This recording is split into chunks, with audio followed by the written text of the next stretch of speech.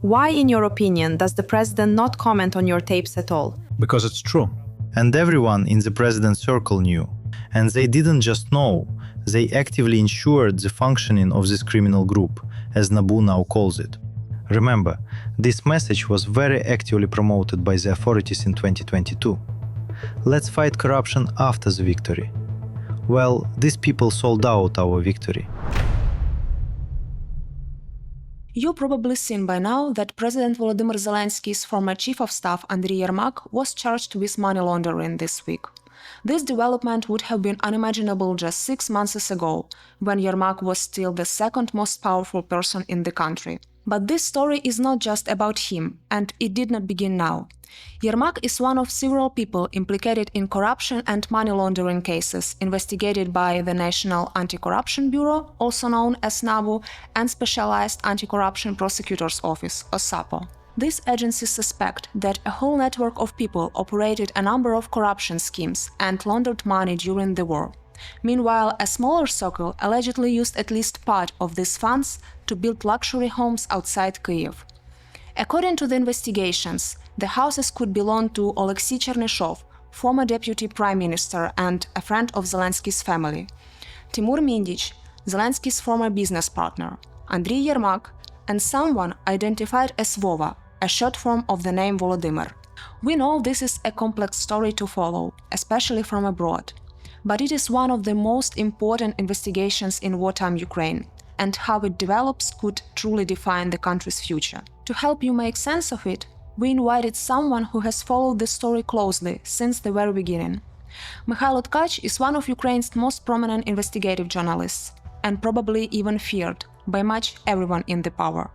We recorded it before Yermak was charged. But before we start, if you think this interview and this kind of journalism matter, please consider becoming a member of our community and helping us continue our work. This video was originally recorded in Ukrainian and later dubbed into English using AI. Mykhailo, from the materials that the anti-corruption agencies published last fall, we learned about the scheme of embezzling $100 million from Energoatom. We also knew about 4 houses that were being built in an elite village near Kyiv, and they were partially financed with the kickback money from Energoatom contractors. In both cases, the president's former business partner Timur Mindich appears. What new things did we learn from the published tapes? Look, first of all, it has not been proven what funds were used to build this Dynasty cottage complex.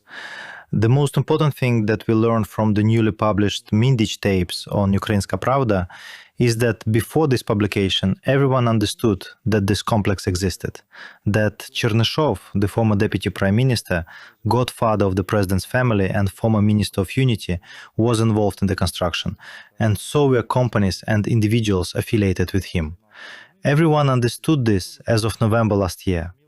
These tapes give an understanding that, firstly, aside from Chernyshov, Timur Mindich was indeed involved in the construction, and that he covered certain costs using funds of unknown origin. We cannot claim now that they stole from the Ukrainian energy sector and redirected part of this money to the construction of these houses. Let's hope that the anti-corruption authorities will be able to prove this very important fact. From these tapes, it became clear that, firstly, the houses belong to Chernyshov, Mindich, whose house is in the least finished state, and to a certain Vova, and then a certain Andriy. I have certain reasons to believe that this is about the president of Ukraine, Volodymyr Zelensky, the former head of the president's office, Andriy Yermak, and those 2 friends, who at some point, as a result of the full-scale invasion, found themselves powerful enough to have influence over the energy and defense sectors. The Kyiv Independent wrote almost a year ago in the summer that Timur Mindich may be involved in Firepoint, one of the largest defense companies in Ukraine. We clearly hear and see from these transcripts, from these tapes, that Timur Mindich, in a conversation with Rustem Umerov, who at that time was the defense minister, now he is the secretary of the National Security and Defense Council, discusses the activities, including the financial aspects, of this company as his own. He says we, I, and so on. discussing the issue of financing this company, obviously with budget funds. We are talking about billions of hryvnias. And this is the second very important revelation. That is, one of the largest companies, which was created after the beginning of the full-scale invasion, and which was received huge amounts of money, including state money, and not only, because there was a project with Denmark, there were other partners of Ukraine who invested a lot of money in this company. But this is the second revelation that provides insight. At the time the Midas operation was launched, NABU and SAPO released materials in November last year, including conversations between Umerov and Mindich. In these conversations, Mindich tried to pressure Umerov into helping approve a shipment of bulletproof vests that clearly did not meet all specifications and had not passed all inspections. Mindich asked Umerov to intervene, and Umerov, in his presence, even called the head of the Defense Procurement Agency, Arsen Zumadilov, attempting to resolve the issue so the shipment could be accepted, allowing Mindich to make some profit. Now we understand the matter goes deeper, because this conversation later focused on the activities of Firepoint. We understand that the defense minister was directly involved in the issues of this company. In particular, in this conversation, it is discussed that Umerov is supposed to travel to the United Arab Emirates to negotiate with representatives of certain local business circles so that they would purchase 33% of the company. The discussion also covers the details of this potential deal, including how much cash the company's owners would extract. Among them, as we understand, could be Timur Mindich. Who else is involved is a very interesting question. Could President Zelensky, for example, or Andriy Yermak have some direct connection to this company? So this is the second very important component here. The third component is very important. It involves a conversation between Volodymyr Zelensky's former chief aide, Serhiy Shefir, and Timur Mindich in the apartment on Hrushevsky Street. The same apartment where, as we first reported last summer on Ukrainska Pravda, NABU and SAPO managed to install some listening devices and record these very important conversations. Serhiy Shefir, who is also a business partner of Timur Mindich, because of the Kvartal 95 studio, the former business of the president that he created and developed and left after becoming president, remained co-owned by Timur Mindich and Serhiy Shefir. Later, Serhiy Shefir became the president's chief aide and left that position, I believe, in 2024. So he served as the president's chief aide for another 2 years after the full-scale invasion. And Timur Mindich, who grew from someone involved in production and creating shows like Kvartal 95, became a person who sits at home, and together with another friend of the president, Serhiy Shefir, discusses how Alexei Chernyshev, a figure also connected to their circle, got into trouble because NABU and SAPO charged him at the beginning of last summer. Chernyshev now faces 3 charges. And at that time, the first charges were brought, and accordingly, the court had to choose a preventive measure. This preventive measure had to be in the form of bail. The bail was large, 120 million hryvnias. The funds for the bail must be legal, that is, you can't just bring bags of cash and post bail. Accordingly, they took great care, discussed where to get these funds from, who could take part in this. Mindich said that he could find somewhere around 10 million, but he needed 120 million.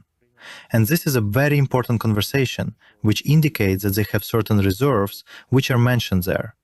In other words, this conversation makes it clear that even at the highest levels of our state during Russia's full-scale invasion of Ukraine, there is a group of people forming cash reserves from what are evidently illegal earnings, seemingly using their official positions or personal ties to the president. And importantly, this sheds light on discussions that have been ongoing since last summer, when the president signed that bill or amendments that destroyed the independence of NABU and SAPO and subordinated them to the Prosecutor General's office. People have been debating whether the president could have known all this. Whether his circle, his friends, acted independently, perhaps even using his name without his knowledge, which does happen. Did the construction of this complex begin before the full-scale invasion?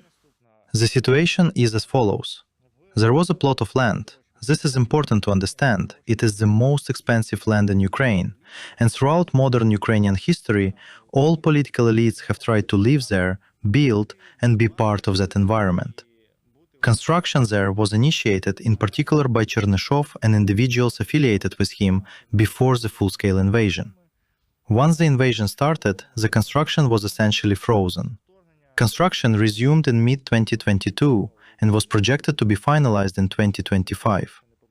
In other words, if it weren't for NABU and SAPO and their actions, specifically the criminal case concerning these houses and Chernyshov, these people, the owners of these estates, would likely already be living there. And Ukrainska Pravda reported at the end of last summer, telling the full chronology of how these houses were built. That is, Chernyshov was already charged, yet he remained personally involved in the construction, continuing to oversee and pay for work on things like the roof, the facade, and so on.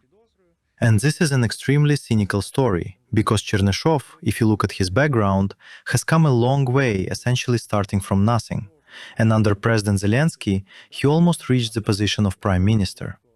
According to our sources in political circles, he had high chances to become prime minister. And this is simply a person whose family is friends with the president's family. The First Lady and Andriy Yermak, the former head of the president's office, baptized Chernyshov's daughter. They spent all the holidays together. We published photos, New Year's, birthdays. Back in 2021, we reported on Yermak's anniversary at the state residence in the Carpathians. All of the same people were there: Yermak, Mindich, Chernyshov, the president. We also reported on the president's birthday. Specifically, when did Ukraine first hear the name Mindich? At the beginning of 2021, President Zelensky celebrated his birthday, before the invasion, at an apartment, the very apartment that was later bugged and where conversations were recorded at 9A Khrushchevsky Street in Timur Mindich's apartment. And again, the same people were there, Chernyshov and the so-called Dynasty. I don't know why they called this construction project the Dynasty, but it clearly suggests that the people currently in power, specifically those who attempted to build these estates, at some point began to position themselves in ways that were neither constitutional nor proper. Not as managers hired by the people of Ukraine to exercise authority in the interest of society, but as individuals who acquired unlimited power, able to pass it on to the godfathers of their children, their relatives, friends, and so on. And this is a big problem and a tragedy for Ukraine. We knew about the secret life of Viktor Yanukovych, his then closed Mykhailo residence. And here, 4 large houses are being built in an elite village near Kyiv. Why do you think the people in this story believed it would go unnoticed? This is a very interesting question, which actually shows the danger Ukrainian society can face during this extremely difficult time, now in the 5th year of Russia's full-scale invasion of Ukraine. Indeed, people, particularly the president, if it is proven that one of the houses is his, and I personally have no doubts about it, believed they had so much power over people, including journalists and law enforcement, that they could keep all of this a secret. That no one would ever talk about it, let alone investigate it, especially not officially, and so on. That is why we published many articles last year about the president's circle. We explained that Chernyshov is not just some clerk who happened to be in power. It's a very close person to the president. That is why, after the first member of this organized group, Chernyshov, was charged by NABU and SAPO in June, the president allegedly decided to destroy NABU and SAPO so that they would not.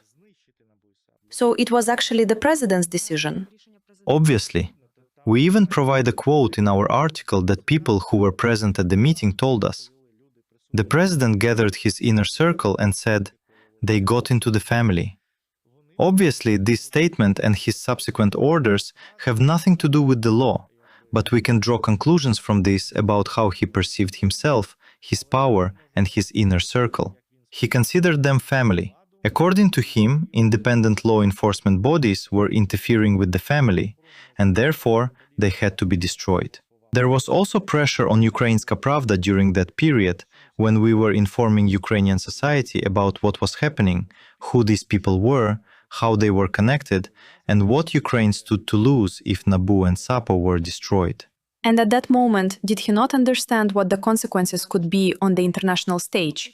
Because in fact, under the pressure of protests and international pressure, he rolled back this decision. And the work of the media, because we were constantly explaining what was happening. You remember there was a big attack on NABU and SAPO, which was explained by alleged Russian influence on these anti-corruption agencies. And we took responsibility then. We worked a lot with sources. We published an article every week about what was happening, who these people were, how they were connected, how decisions were made, in whose interests, that this had nothing to do with state interests, only the interests of this small group. Therefore, it seems to me that the president understood perfectly well at that time what he was risking. At that time, they understood that they needed to take action, to destroy them so that they wouldn't trace the chain back to Mindich, to the construction of the Dynasty cottage complex, and to other matters. Of course, we don't know the full picture. This is only a small part that we published on Ukrainska Pravda, the Mindich tapes that came into our editorial possession and about which we took responsibility to inform the society.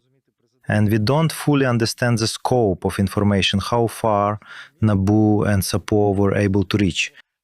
But the president should clearly understand this, because he knew what he was doing. Mindich knew what he was doing. Rustem Umerov, the former defense minister, also knew what he was doing. And this entire group of people, including Andriy Yermak, clearly understood that if they committed any crimes, what those crimes are, what risks they're facing, and so on. So when they weighed the interests of the state, they had to consider how European partners would perceive us. Would they see us as Somalia? A country at war, which is supposed to be undergoing major reforms and striving to join the European Union, but instead destroys independent anti-corruption bodies that are essential for our reform process. According to my information and what the sources of Ukrainska Pravda in political circles confirmed, even now, nearly a year since President Zelensky attempted to dismantle NABU and SAPO, European partners still do not view our country the way they did before that attempt. They understand that there will be no accelerated entry into the European Union. They understand that our country cannot be given any upfront promises. You said that you have reason to believe that these two houses may belong to Andriy Yermak and to Volodymyr Zelensky. What do we know at this point about the president's possible role or awareness? What grounds do you have to think this? It's clear that, first of all, in the conversation we published on Ukrainska Pravda, the name of President Zelensky's head of security, Maxim Donets, is mentioned. Timur Mindich, speaking to the woman overseeing this construction, Mindich says that Maxim Donets is supposed to come by. She doesn't ask who he is or why he is coming. She clearly knows who this person is. Obviously, under every president, the head of presidential security carried out special tasks, very often personal ones. We have reason to believe that Maxim Donets also played a role in this construction. Within that role, he was supposed to visit Timur Mindich's apartment at 9A Khrushchevsky Street, after the meeting with this woman, whose name is Natalia, who was managing this construction and all the work-related issues. Unfortunately, we do not have recordings of the conversation when Donets, which was supposed to happen the same day after this meeting, visited Mindich. It's possible that these recordings are in the possession of the National Anti-Corruption Bureau, which may, at some point in the course of its official investigation, release them. Then Ukrainian society would gain additional evidence and understanding of exactly how the president is connected to this property. Furthermore, we also understand that Timur Mindich could not have carried out his activities, particularly the existence of this scheme in the energy sector in Energoatom, the state company, without approval from the top. In other words, this could not have existed without the president's awareness. As someone who has read the entire volume of material available to Ukrainska Pravda, I can tell you that this system existed solely because all these people knew exactly who was doing what, who was earning what, and after reading all this material, I can no longer say that the president didn't know. I am certain he did. And everyone in the president's circle knew. All the people he appointed, including Andriy Yermak in the president's office, who oversaw the economy, the law enforcement system, and other state functions, also knew. And they didn't just know, they actively ensured the functioning of this criminal group, as NABU now calls it. When you read these transcripts that you received from sources, what was your first reaction? I felt physically sick. And those people who analyzed it with me read it. The analyst asked for a break, said, I can't, I feel bad, I need to go out, get some air. And all the people in our editorial office who worked with these materials, that is, you can have an idea that some abuse of power is happening somewhere. But when you look at all this in a concentrated form, at these conversations, decisions, influences, and so on such a scale and volume, it makes you feel physically sick. Because you understand that these people were discussing these things, making certain decisions and so on, and they said they were worried the war would end. Because most of their opportunities to steal come from the war, you understand? And when some negotiations begin, they say, if there is some kind of truce, this government order, it will be cancelled, and that's bad, and so on. Moreover, you, as a person and a citizen of Ukraine, have been going through a lot throughout these years. You see the dates of these conversations. Something happened in your life at that time. You have friends in the military, close people who were injured or killed.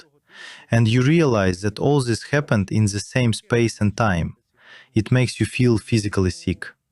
Therefore, I really hope that with or without our help, Ukrainian society will be able to clearly assess the scale of what has happened in our country over the years. The president, from the very beginning, after this scandal started in November, he downplayed the importance of it. And after your publication, there seems to have been a comment from the president's office that while the investigation is ongoing, it's okay for the president to be silent. He should say something, comment, only after the court verdict. Zelensky continues to remain silent. Why, in your opinion, does the president not comment on your tapes at all? And do you know what the reasons for this might be? Because it's true. If there were the slightest doubt that we at Ukrainska Pravda published truthful excerpts from Timur Mindich's recordings, which show that the president, Yermak, and other people were also involved in this system, they would have used it to attack us. I'll repeat, a year ago, we were attacked as well, just like NABU and SAPO. And obviously, it's because it's the truth. And what do they expect with this silence? That everyone will forget about it. You understand that these are people who came to power through the publication of the series Servant of the People. That is, they actually painted a fictional reality for Ukrainian society in which an ordinary guy comes, becomes president, and begins to fight all the flaws that Ukrainian society was unhappy about. Oligarchs, corruption, and so on. Where a simple teacher becomes president. They created this reality. And they continue to keep Ukrainian society in this reality, that they are taking care of it 24/7 and so on. And so they believe in all these things, that they will come up with some kind of plot twist next, that will happen, that attention will be diverted somewhere, and so on. It's clear that they also understand that they can continue to influence the work of NABU and SAPO, attempting to undermine them in other ways and obstruct their work. Therefore, when representatives of the president's office say if there is a verdict, they are fully aware that as long as they remain in power and elections are impossible during a full-scale invasion, they will use that power to slow down NABU and SAPO's work as much as possible, particularly in these cases. And they have extraordinary authority to do so thanks to the legal framework of martial law. Did you receive any messages from authorities after the publication of the tapes? Various messages were sent to us, to the publication and to me. They are now trying to find out the sources of information, where we got it from, and so on. The situation is tense. We have been in this kind of situation many times. We understand how emotionally the president reacts to freedom of speech in our country. He had, from the very beginning, declared the fight against corruption as one of the key points of his campaign. He still declares it now, but it's not true. And he criticized his predecessor, his opponent Petro Poroshenko, for nepotism. But from the start of his term, he began surrounding himself with relatives, childhood friends, these so-called 5 to 6 managers. Until recently, the circle of people he listened to was quite small and closed. So why does he declare one thing, but now, in practice, finds himself in the very same situation that Poroshenko was in? Like all his predecessors, that's the point. So, is the inner circle some kind of problem for all Ukrainian presidents? We can speak for all presidents. We can talk about President Zelensky, who received unprecedented support from Ukrainian society, he and his party in the 2019 elections. Why did they get that support? Because they played on the emotions of a society exhausted by all these cronies in power, all the corruption. Zelensky appeared, an ordinary guy. A TV series came out and he said, "Friends, I will overcome all of this. You yourselves will choose who will be a minister, not me, no cronyism."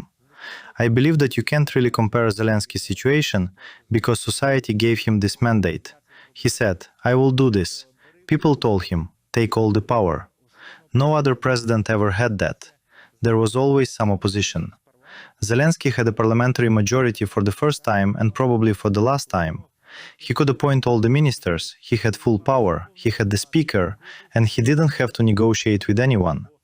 People believed him, understood that he wanted to implement reforms quickly, and thought he should be given all the power so he wouldn't waste time negotiating with anyone.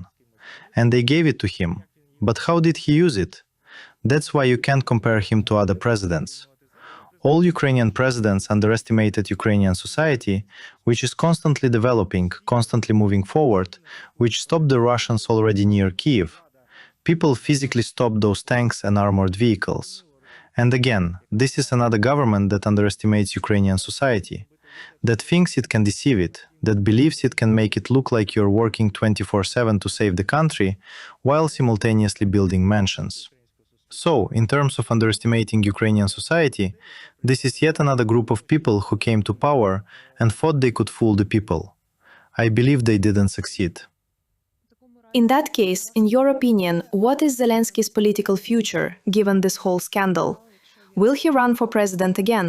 I don't know his plans for certain.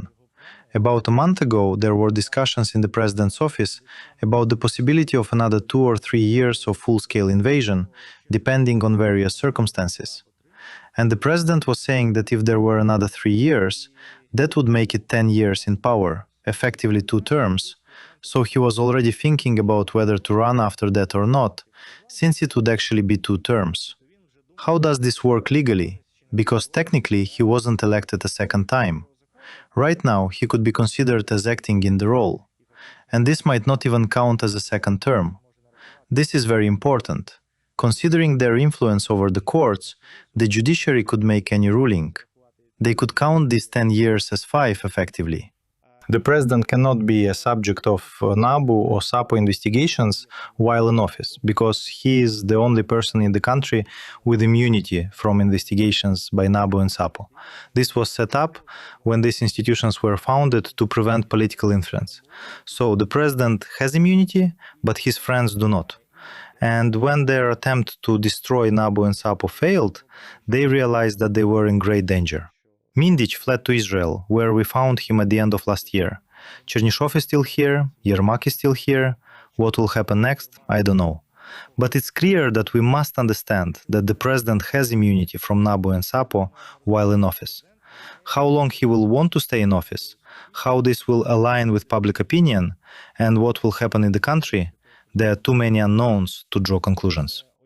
But it is obvious that all those involved in these actions, whoever they are, must be held accountable. You mentioned this, and after your publication, some people raised the question of whether these tapes were authentic, or whether it was appropriate to publish them in this form. These were transcripts that you read. And that criticism also shifted to the episode in the tapes involving Firepoint, and the concern that this publication could somehow harm the Flamingo missile manufacturer. How would you respond to this? Was it appropriate to publish the Vietnam dossier at the time or not? In the history of journalism, there are countless instances when journalists had to publish information of public importance, regardless of the manipulations that certain interested parties were spreading at that time, in one way or another. We are fully aware that the information our editorial team possesses is first of all true, and second, extremely important for the public. Because if the president's friends are profiting from the war, what motivation does the president have to end it? And if, God forbid, the president himself is profiting from the war? Imagine such a situation. What motivation would he or his inner circle have to think about ending the war if tens of billions are being earned by certain companies through various contracts? So the question arises, should we have published this information, or should we have waited? Wait for what? These people directly involved, Rustem Umerov, for example, as a defense minister, visiting the home of the president's friend, who, by the way, holds Israeli citizenship. This is extremely important, even if he had citizenship of another country, say Switzerland. Where is the danger to the country? The defense minister of a country at war goes to a citizen of another country and talks with him, someone obviously connected to the largest defense company, about state contracts. Maybe it's these people who pose a danger to our state. Or is it our publication revealing what they have already done? That's a very good question, isn't it? So it is obvious that these people would not have stopped their activities. And I repeat, we only know a small part of it thanks to the work of NABU and SAPO. Without these independent anti-corruption bodies, which they try to destroy, and without independent journalists reporting on numerous facts, including those being investigated in these cases, this information would remain hidden. That's it. We consciously decided to publish these materials.